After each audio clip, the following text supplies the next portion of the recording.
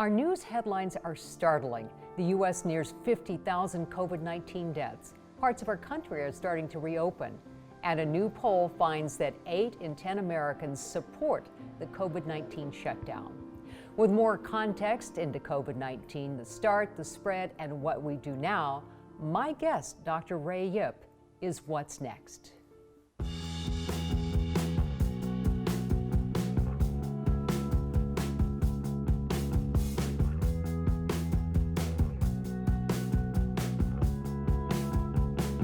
Welcome to What's Next, everyone. My guest is Dr. Ray Yip. He's an international public health specialist who's had a significant impact on global health.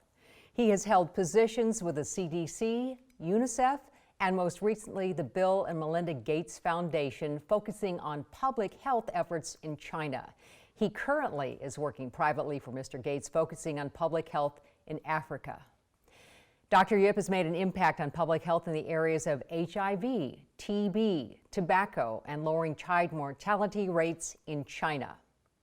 He received his MD from the University of Minnesota and his BA in biology and chemistry from Augsburg University. And in 2016, he received the Distinguished Alumni Award from Augsburg. So thank you so much for joining me. Glad to be here.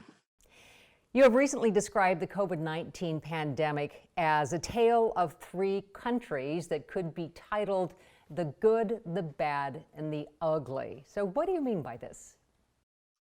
Right. Well, it just so happened that since mid-January, I have spent time in China, and then I left in early February. I went to Taiwan, and in about late February, I came back to the United States. So I had sort of firsthand experience of how the 3 countries responded to this COVID-19 epidemics. And of course, they have a very different response, as well as a very dramatically different outcome. So I kind of labeled China as the bad, and the Taiwan as the good, and the US, I hate to say this, the ugly. And so that's sort of how my sort of personal conclusion. So I'd like to explain a little bit why I will start off chronologically from the beginning. And when I was living in China in January, clearly we can tell things was happening. And even though I was staying in Beijing, where we have known there's an outbreak of SARS-like pneumonia happened in this town called Wuhan. And people start getting nervous, and we start, having all kinds of measures. And so we decided to leave because we know things will not be pleasant if then things kind of locking down. And lo and behold, that's exactly what happened a few days after we left. And because of my background in epidemiology, and I was following the information related to the outbreak closely. And at that moment, I realized from everything I collected, is that the outbreak in Wuhan is already like a runaway train. Things are getting out of hand, and it's going to be very difficult to put under control. So China, as we know, as of today, by mid-March, actually a month ago, they managed to actually put out this big fire with a huge cost, both in terms of life loss as well as economic cost. But they managed to pull every stop and mobilize everything. So they suffered a lot. They paid a dear price, but they came out okay, and they are on the way to recovery. So I kind of label, because of the suffering and the damage, the toll, it's a bad case. If they had done, say, some measure a few days earlier, even just 6 to 10 days earlier, which they could probably have, they would have actually come out with much lower toll of human life and suffering, as well as economic. So that's why I called it the China case bad. But how did they manage to do that is that they, as I said, they did everything.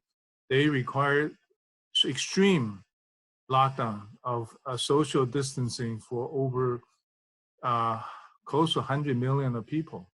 And they also did something which is the traditional public health measure, which is aggressively testing people and find out who are the positive cases and track their contacts and isolate those contacts. So in the sense, they did what I call the double-barreled approach. They used the mitigation approach of making people immobile, but they also go after the cases of people who are already infected because they're the sources for transmission. Then I went to Taiwan, spent the 2 weeks. As many of you may know, right now in the media, people regard Taiwan right now held as a shining example of successfully containing the spread of the COVID-19. And with the population of 25 million people, their total number of cases as of this week was about 450.